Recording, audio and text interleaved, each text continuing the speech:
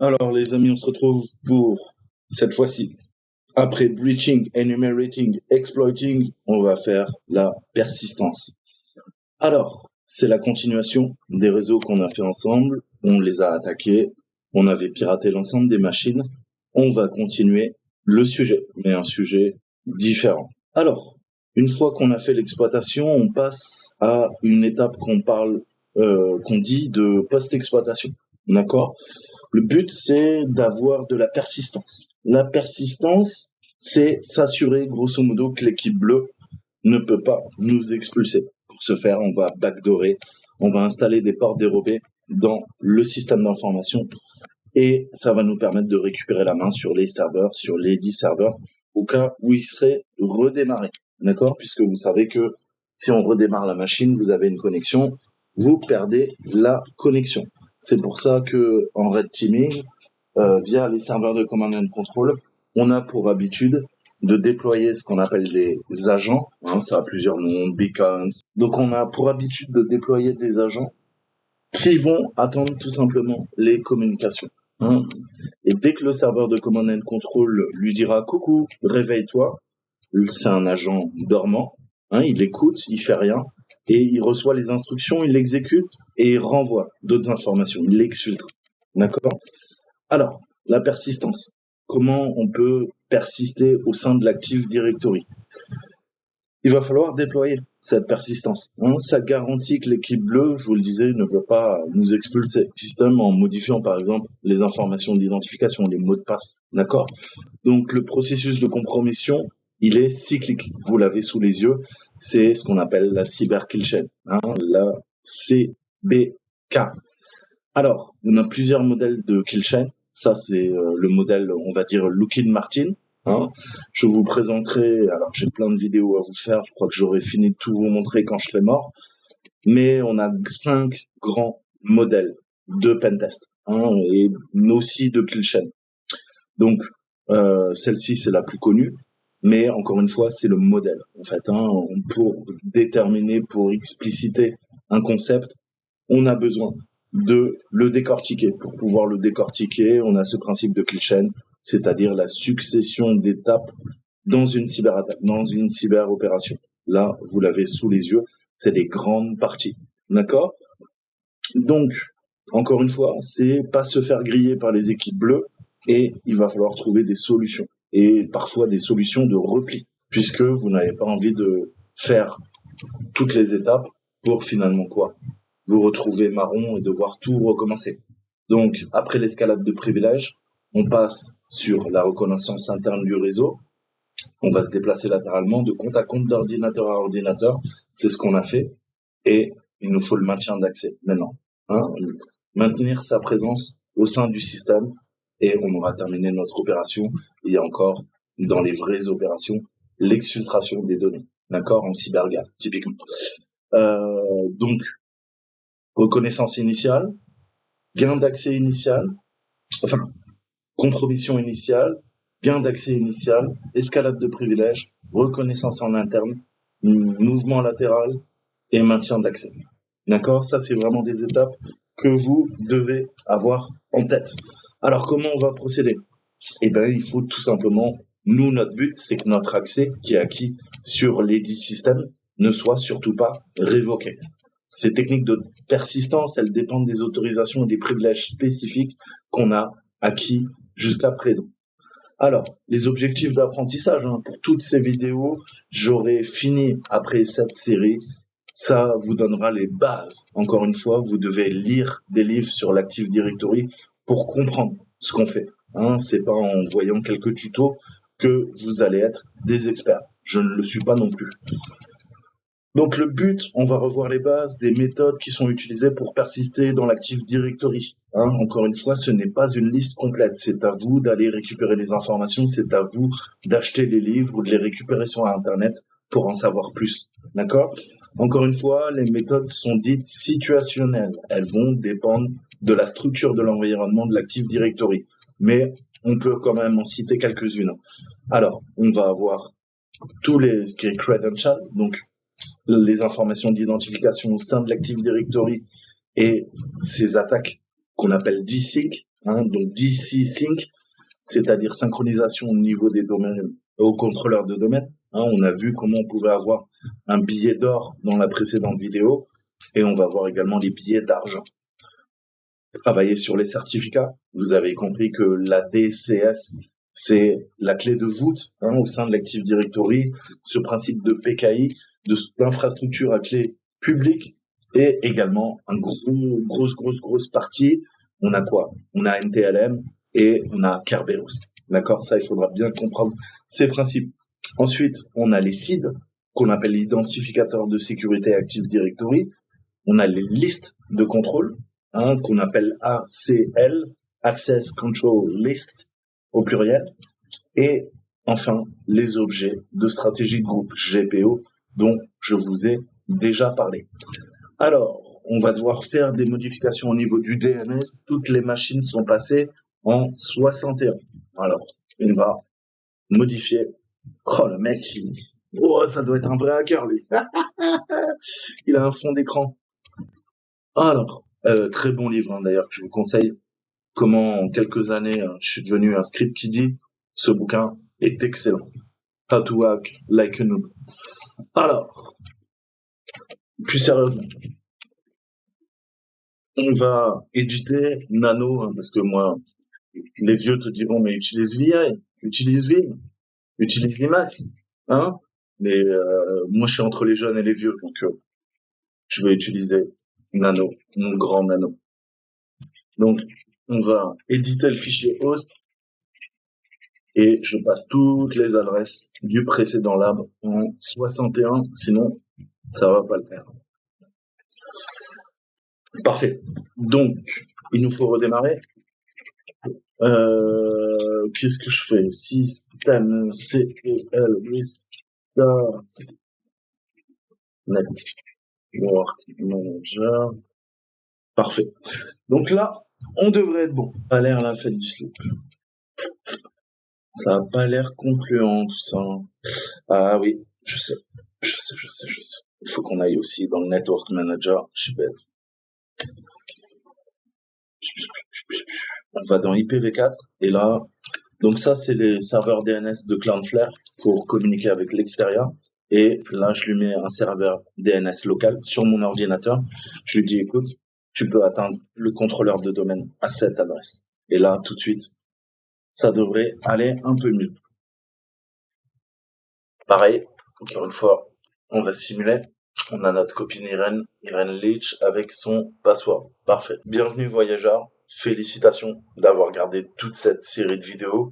On a pénétré au plus profond de l'Active Directory. On a effectué notre énumération. On l'a exploité jusqu'au sommet.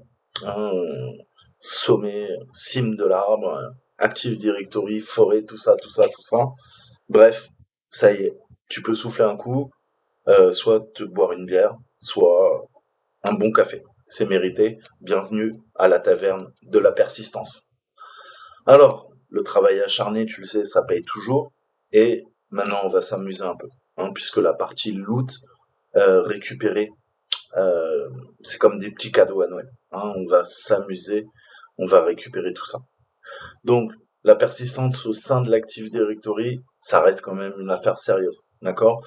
Mais tu as bien compris que c'est la dernière phase. Du coup, c'est la plus cool, la moins stressante aussi.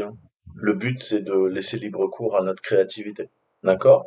Donc, on va reposer nos os fatigués, surtout moi qui suis vieux, dans la taverne. Et bonne tasse de thé si vous êtes anglais, une bonne tasse de café si vous êtes français, et on va y aller. Parce que je peux pas vous encourager à boire de l'alcool. Alors, vos informations d'identification à faible privilège. On a reçu le compte d'Irène et on m'a donné également un compte administrateur. Ça va nous permettre de simuler un tant soit peu pour ne pas recommencer à zéro. Puisque les machines, entre-temps, je vous fais des vidéos, mais on est des centaines de personnes à faire les laboratoires et les machines redémarrent à partir de zéro. Donc toutes les techniques que j'ai déployées, t'imagines bien, on va pas recommencer, ça serait beaucoup trop contraignant.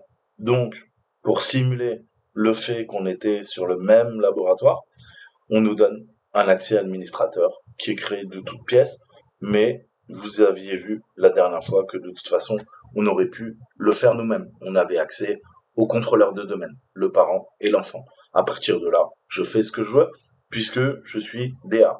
Je suis administrateur du domaine.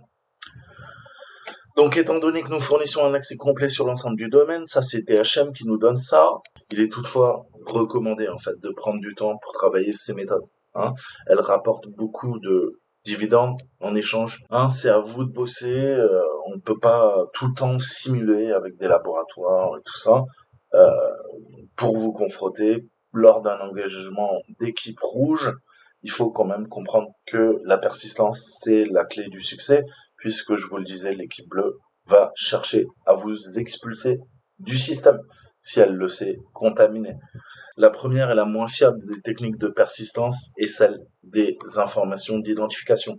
On a plusieurs techniques de mouvement latéral. On a vu dans les précédentes vidéos, nous, que on pouvait accéder aux informations d'identification par différentes techniques que je vous ai déjà montrées dans les précédentes vidéos. Quand on utilise le mot information d'identification, typiquement c'est credential en anglais, c'est la paire. Hein. Une paire, c'est quoi? C'est composé de deux choses. Tu l'as bien compris. C'est le username, le nom d'utilisateur et naturellement le password, le mot de passe. D'accord? Mais dans le contexte de l'Active Directory, ça peut être également un hachage de mot de passe. D'accord? Et il est suffisant pour s'authentifier via des techniques de transmission par hachage. Hein, ce qu'on appelle une attaque pass the hash. Donc, traduit transmission par hachage, d'accord? Donc techniquement, qu'est-ce qu'on va faire? Plutôt que s'identifier avec le mot de passe en clair, je peux faire une attaque pass the hash et lui donner le hash et ça devrait pouvoir me permettre de me connecter. Hein, on peut utiliser plein d'outils, on a Evil WinRM, on a CrackMap Exec, on en a tellement. Honnêtement, je pourrais pas tous vous les citer, mais on doit avoir 7 ou 8 outils qui font le taf. Hein. Dans la suite Impacket, on en a. Dans PowerSploit, on en a. Bref, il y a plein de scripts en PowerShell ou pas, en Python, qui vous permettent de vous identifier. Et vous pouvez même utiliser un hash en utilisant soit Remina, soit en utilisant Xfree RDP, qui vous permet de vous connecter en bureau à distance. Donc typiquement, on peut se connecter en SSH, on peut se connecter euh, parfois par différents services, NetBIOS, le SMB, hein, on va passer par différents protocoles, ou le RDP sur le 3389. Enfin bon bref, il y a plusieurs ports en fait qu'on peut utiliser pour. Maintenant on va parler de l'attaque desync. L'attaque desync, donc littéralement synchronisation du contrôleur de domaine. Alors, comment ça se passe? Hein, il suffit pas d'un seul contrôleur de domaine par domaine dans les grosses boîtes. Hein. Ces domaines sont souvent utilisés dans plusieurs emplacements régionaux ou à l'international. D'accord? Tu vas avoir un contrôleur de domaine pour les équipes à Bordeaux.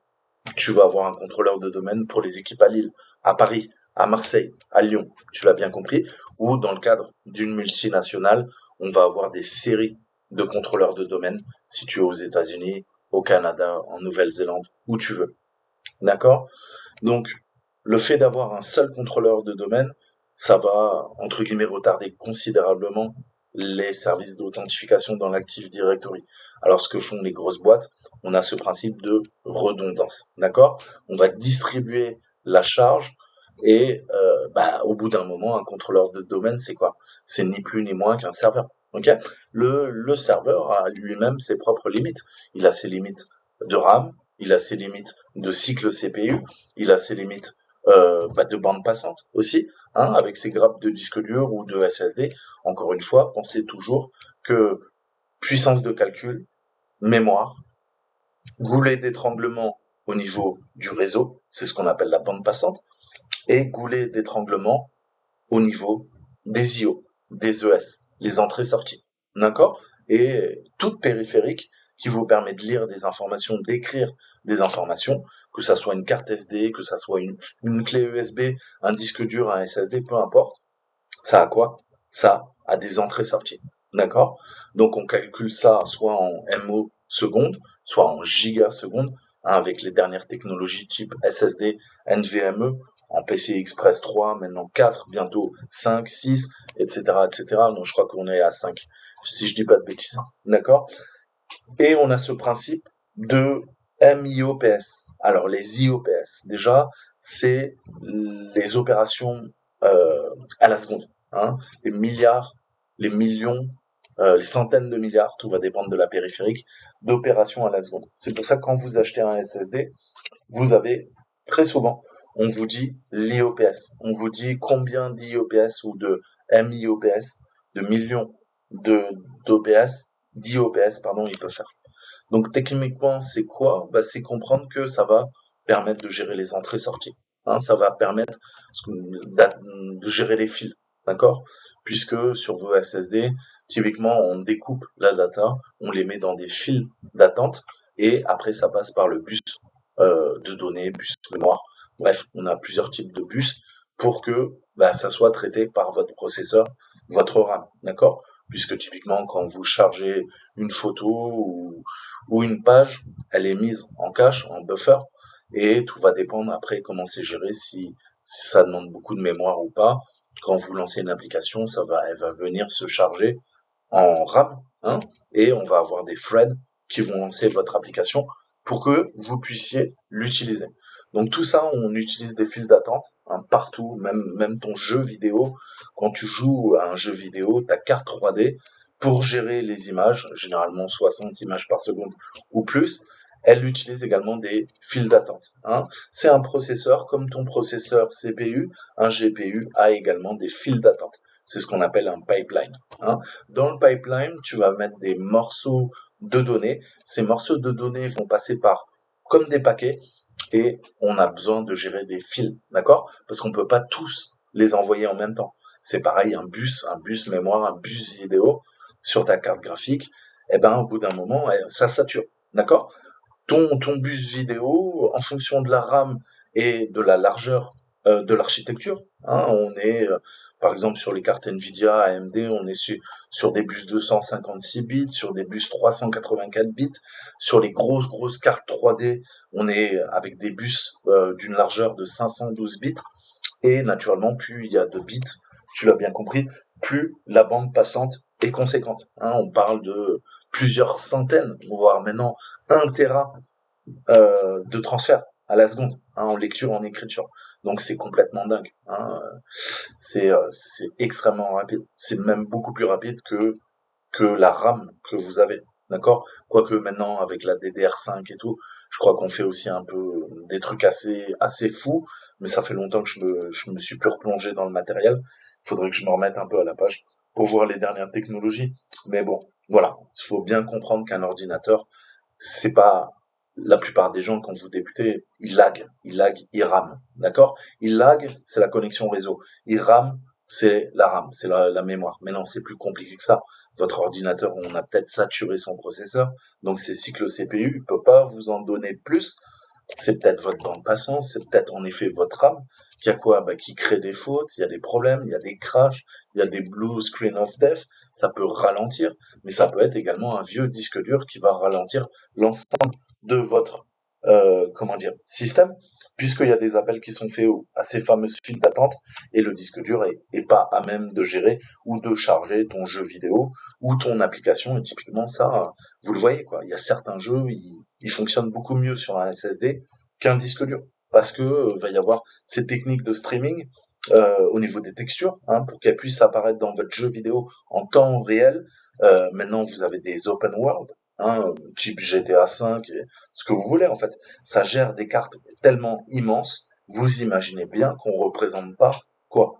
On représente pas toute la ville de GTA. Si je dois te parler de Grand Turismo, de Grand Theft Auto, même tous les jeux open world, en fait, qu'est-ce qu'on fait? On gère une bulle autour de ton personnage, d'accord? Ça permet de gérer tout ça. Et on va pas afficher l'ensemble de la map, d'accord? Ça prendrait beaucoup trop de ressources. Donc on a ce principe de streaming. Hein, et c'est pareil, le streaming, c'est des files d'attente et on va envoyer les bonnes textures, hein, grosso modo. Puisque vos jeux vidéo, c'est quoi? C'est des vertices, c'est des triangles qui forment des polygones. Et ces polygones, plus il y a de polygones, plus le modèle est détaillé. On a ce principe de tessellation en 3D quand on fait du jeu vidéo. Et c'est ce qui permet les détails, en fait, hein, et on a plein d'autres techniques. C'est pas le but de la vidéo. Mais bien comprendre, hein, encore une fois, un serveur, votre ordinateur, votre tablette, votre smartphone, au bout d'un moment, il y aura un goulet d'étranglement.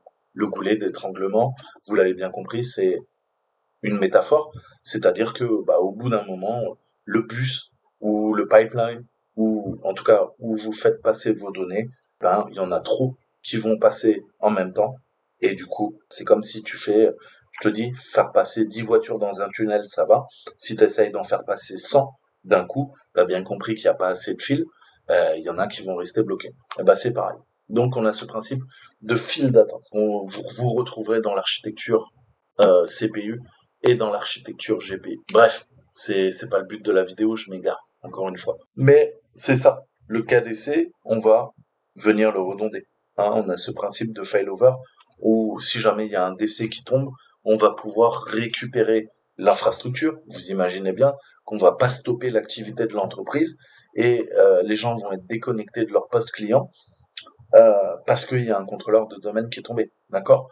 Donc on en a en grappe, en fait. Hein. Donc, le but pour nous, en tant qu'attaquants, c'est essayer de s'authentifier en utilisant les mêmes informations d'identification et voir si on peut attaquer, entre guillemets, dans une entreprise, plusieurs bureaux, hein, des bureaux différents. Donc, la question à ce domaine, c'est le principe de réplication de domaine. Ça va être un avantage pour nous si on sait l'utiliser. Le processus de réplication s'appelle synchronisation, d'accord? Ce qu'on appelle la synchronisation du DC, du contrôleur de domaine. Alors, techniquement, c'est quoi? La réplication de domaine, chaque contrôleur de domaine exécute un processus qu'on appelle KCC. C'est le Knowledge Consistency Checker. Alors, littéralement, quoi? Le vérificateur de consistance au niveau de la connaissance. Hein, mais le knowledge, vous savez que ça a plusieurs sens en informatique. Donc le KCC, ça génère une topologie de réplication pour la fourrée Active Directory et il se connecte automatiquement à d'autres contrôleurs de domaine via des appels de procédure distante, ce qu'on appelle du Remote Procedure Call, pour synchroniser les informations. Hein, il y aura très souvent, même votre ordinateur Windows utilise RPC pour communiquer. Hein, on va communiquer avec le noyau, on va communiquer avec votre antivirus. On fait plein tout le temps des appels RPC. Donc cela inclut des informations mises à jour, telles que le nouveau mot de passe de l'utilisateur et de nouveaux objets tels que le moment, par exemple, où un nouvel utilisateur va être créé ou est créé. D'accord? C'est pourquoi vous devez généralement attendre quelques minutes avant de vous authentifier après avoir changé le mot de passe. Parce que le contrôleur de domaine, où il y a eu le changement de mot de passe, va mettre un certain temps pour répliquer et pour s'authentifier. Que vous puissiez vous authentifier. C'est pour ça qu'on a cette fameuse commande gp update /force. Et généralement, on l'a fait 2-3 fois pour être sûr de bien pousser les paramètres au contrôleur. Donc, le processus de réplication, je vous ai dit, c'est synchronisation du DC et les contrôleurs de domaine ne sont pas les seuls à pouvoir lancer la réplication. Les comptes tels que ceux qui appartiennent au groupe administrateur de domaine peuvent également le faire à des fins légitimes, telles que la création d'un nouveau contrôleur de domaine. Alors, vous l'avez bien compris, une attaque populaire, c'est tout simplement de faire une attaque desync. DC sync, synchronisation du contrôleur de domaine. Alors, si on a accès, en fait, à un compte qui va disposer de suffisamment d'autorisations, notamment des autorisations qui concernent la réplication de domaine, on va pouvoir lancer cette fameuse attaque desync pour collecter les informations d'identification du contrôleur de domaine. Alors, vous savez que les mots de passe, les informations d'identification ne sont pas égales. Hein, c'est un peu comme les hommes. Les hommes et les femmes ne naissent pas égaux, malheureusement aussi. Mais ça, c'est un autre problème. Donc, tu peux avoir le mot de passe de ton Janine, tu peux avoir le mot de passe de l'administrateur, cool, local, tu peux avoir encore mieux, le mot de passe du PDG. Ah, pas mal. Mais tu peux avoir encore mieux. C'est quoi? Le mot de passe des administrateurs du domaine, puisqu'on parle de contrôleur de domaine. Donc encore une fois, tout va dépendre des informations d'identification que tu arrives à récupérer. Et c'est toute la clé du pivot au sein de la pénétration, de l'intrusion, pardon, excusez-moi, puisque c'est connoté, de l'intrusion au sein d'un système. D'accord? Donc c'est vraiment important. Et c'est ça qui fait toute la différence. Et parfois, malheureusement, ça sera la clé, soit de la réussite, soit de l'échec, hein, puisque vous n'allez pas trouver les informations d'identification privilégiées qu'il vous faut pour continuer à rebondir, à pivoter sur le système. Nous, qu'est-ce qu'on va faire? Le but, si on veut faire cette attaque desync, c'est de trouver les informations d'identification. Il faut les rechercher. Donc, on pourrait chercher à vider les informations d'identification, récupérer grosso modo, sniffer les mots de passe, essayer d'en trouver, coder en dur, etc., etc., etc., faire des attaques de l'homme du milieu, d'accord? Le but, c'est de trouver des groupes administrateurs du domaine. Ce sont également des informations d'identification qui parfois sont réinitialisées. On peut avoir l'équipe bleue qui a réinitialisé le mot de passe du compte en premier. Hein, et dans ce cas-là, on va vous couper l'herbe sous le pied. Donc en tant que tel, si nous n'avons que des informations d'identification privilégiées, il est prudent de dire que dès que l'équipe nous découvre, qu'est-ce qu'elle va faire? Elle va modifier les comptes. Elle va réinitialiser les mots de passe. Donc, comme je te disais en préambule, pour nous, c'est l'horreur. D'accord? On perd notre accès au sein du système. Et puis, quand l'équipe bleue est au courant de tout ça, vous imaginez bien que, généralement, on fait une réinitialisation de l'ensemble des comptes. Donc, c'est violent. C'est très violent. Et ça peut arriver très vite, en quelques minutes. Donc, vous pouvez être au chaud au sein du système et vous n'êtes pas encore résident. C'est pour ça qu'on va faire de la persistance. Et en quelques secondes, en quelques minutes, on peut vous dégager du système. Hein, donc vous êtes toujours on the edge, comme disent les Anglais, sur le fil, hein, sur le fil du rasoir. Et le but, c'est pas tomber.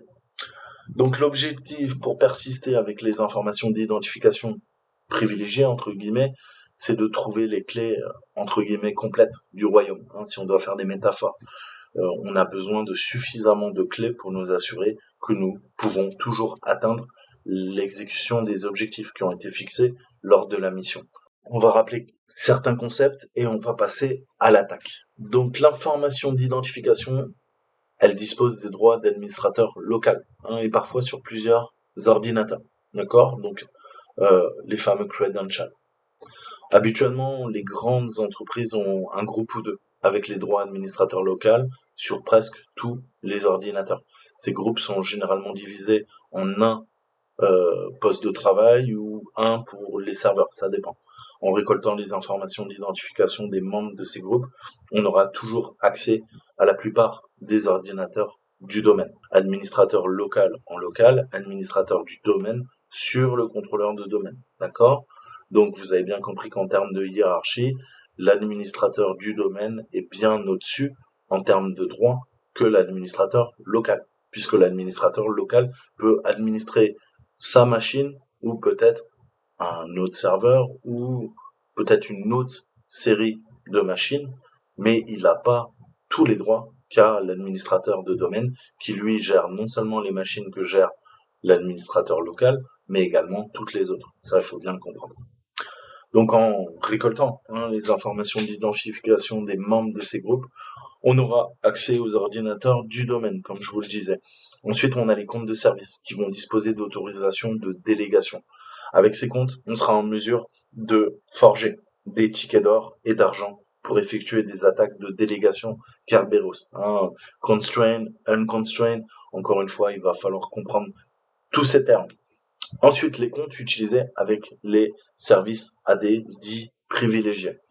Alors là, ça sera typiquement compromettre les comptes de services privilégiés avec, on a plusieurs choses. Exchange, très important, serveur de messagerie Microsoft. On a le VSUS, WSUS, le Windows Server Update Services, c'est ce qui permet de faire des mises à jour sur le serveur ou sur votre Windows. Et on a le SCCM, c'est le System Center Configuration Management. Donc, le gestionnaire de configuration, le centre de gestionnaire de configuration du système. Et tout ça va nous permettre de tirer partie, encore une fois, est d'exploiter l'Active Directory pour avoir un nouveau foothold et récupérer ce foothold grâce à une escalade de privilèges. Donc, il s'agit de savoir quelles informations d'identification voler et comment persister. Ça, c'est tout l'art de la persistance, de la post-exploitation. Donc, ça dépend de beaucoup de choses. Vous devez faire preuve de créativité. C'est pour ça qu'il faut une très bonne connaissance de l'architecture. Et ensuite, vous verrez que quand vous ferez vos pentests, chaque client est différent. Donc, il faudra adapter également votre technique.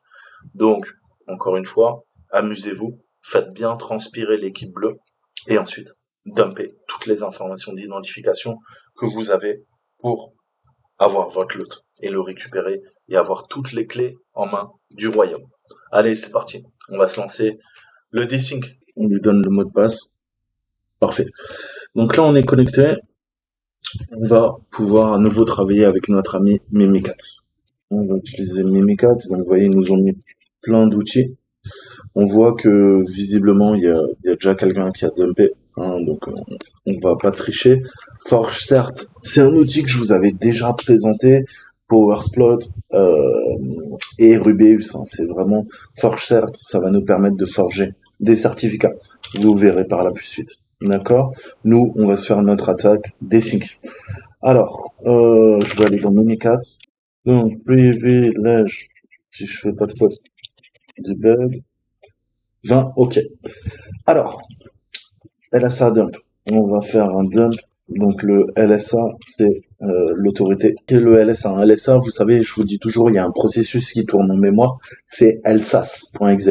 Dans LSAS, on a les mots de passe, notamment. D'accord? C'est le Local Security Authority Subsystem Services. Alors, sous-système de service de sécurité et d'autorité locale, c'est un exécutable qui est nécessaire pour le bon fonctionnement de Windows. Si vous arrêtez LSAS, votre ordinateur il crache. Ok?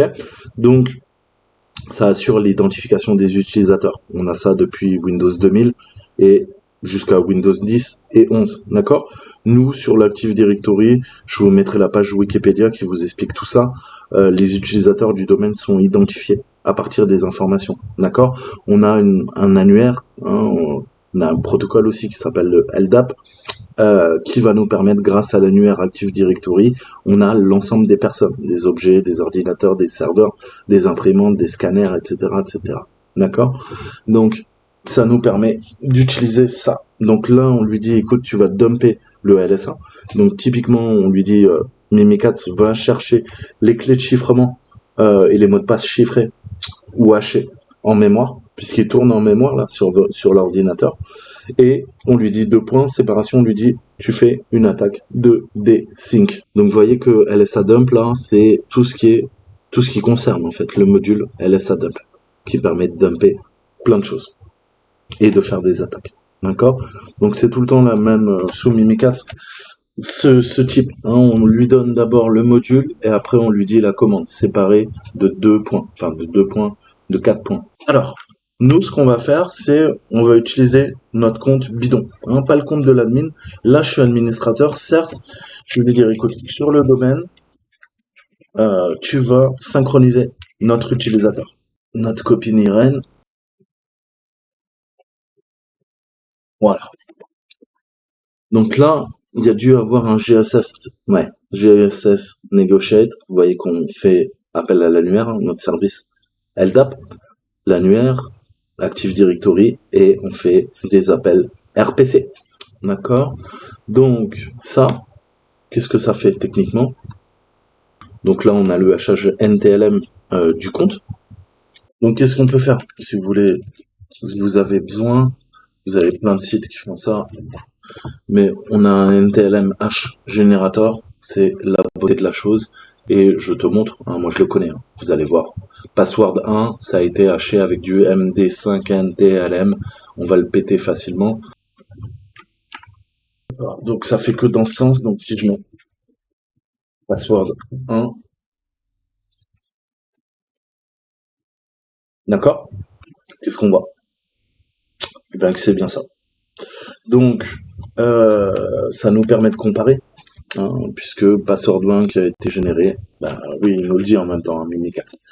Donc ça c'est cool, hein, mais c'est pas ça qui nous intéresse. Nous, c'est faire notre attaque desync. Donc le but de cette attaque desync, c'est quoi? C'est de synchroniser le contrôleur de domaine à chaque compte. Alors, il faut qu'on fasse une connexion Mimikatz, on va lui dire log, Irene, et on va l'appeler dc-dump.txt, par exemple, ce que vous voulez en fait. Donc là, il te dit, qu'est-ce qu'on a demandé à Mimikatz? On lui a dit, tu enregistres tout dans un fichier qui s'appelle irene.leach underscore dc-dump.txt. Et il nous dit que notre fichier de log est OK. D'accord? Donc à partir de moment, tu as bien compris, on va pouvoir, si vous faites n'importe quoi, vous allez écraser les journaux des autres utilisateurs. Alors ne faites pas, vérifiez bien que quand vous faites la machine, ne soyez pas salaud, n'allez pas faire de bêtises, vous êtes bien sur l'utilisateur qu'on vous a donné. Donc on va spécifier notre compte et on va lui donner l'indicateur all pour synchroniser l'ensemble des mots de passe. D'accord? Donc si je fais mon rappel de commande, est-ce qu'il me le prend? Donc là on avait fait un LSA, ça try avec me. Voilà. On avait spécifié un utilisateur, je peux également lui dire tout. Et là, ça va récupérer l'ensemble des objets et les resynchroniser. C'est notre attaque DCSync. Donc ça va prendre beaucoup de temps. Dans les grosses entreprises, parfois ça peut prendre 25 minutes, une demi-heure. Mais si vous arrivez à lancer ce type d'attaque, c'est open bar. Donc vous voyez, ça récupère tous les objets, les comptes utilisateurs, leur seed, des dates, on a quelques métadonnées associées. Et voilà, le but c'est de tout resynchroniser avec le contrôleur de domaine. C'est ce qui est en train de se passer techniquement. Zoomer un peu, vous voyez, donc on retrouve le seed, on retrouve le hash NTLM, on a les objets, on a quoi, le read, le relative ID aussi, on a le seed, security ID, voilà, des informations concernant l'objet en fait. Donc là, ça va prendre un peu de temps, comme je vous disais, on attend que dump en train de synchroniser. Donc là, qu'est-ce qu'on fait? On est en train d'écrire dans notre fichier, le fichier log, et là, je suis en train de demander à Mimikatz de faire l'opération, et il est en train de quoi? Il est en train tout simplement de m'écrire. Dans quoi? Dans mon fichier. Là, on a quoi? On a notre Barbara. D'accord? Donc je peux faire quoi? Vous voyez qu'il est fatoumatesque. Barbara. C'est reparti. Eh oui, pourquoi c'est reparti? Parce que il a tout enregistré dans le fichier. D'accord? Donc il faut qu'on grappe. On va utiliser les expressions régulières, on va pas s'emmerder. Sinon, t'as bien compris que on avait autre chose à faire. Donc qu'est-ce que je vais faire? Je vais faire un 4, je veux l'afficher. On reprend Barbara, on va grep, et on va grep sur Sam plus Barbara. Voilà, je suis désolé, je suis en connexion 3G. C'est la lutte permanente. Comment ça, 4? Ah bah oui, je suis sous Windows, putain. Alors, par exemple, je vous montre, si on va récupérer, là on a le KRBTGT, et on a son H. D'accord? Donc techniquement, on pourrait le craquer, facilement, je pense. Ok, donc là, il faudrait que je l'attaque avec John the Ripper, par exemple. Donc voilà, ça c'est vraiment des commandes, je m'arrêterai là, j'ai pas envie que la vidéo soit trop longue. C'est des commandes qu'il faut vraiment connaître. Vous avez 7 commandes, d'accord? Le LSA dump desync domain, vous lui mettez le nom de domaine et vous mettez l'utilisateur que vous voulez. Et vous avez également, vous l'avez vu, la commande all, et c'est ça qui initialise l'attaque. Je vais prendre mon français, l'attaque DCSync. D'accord? Donc on en reparlera, on verra en détail. Là, c'est une petite mise en bouche. Il y a beaucoup de choses. Prochaine vidéo, persistance avec les tickets.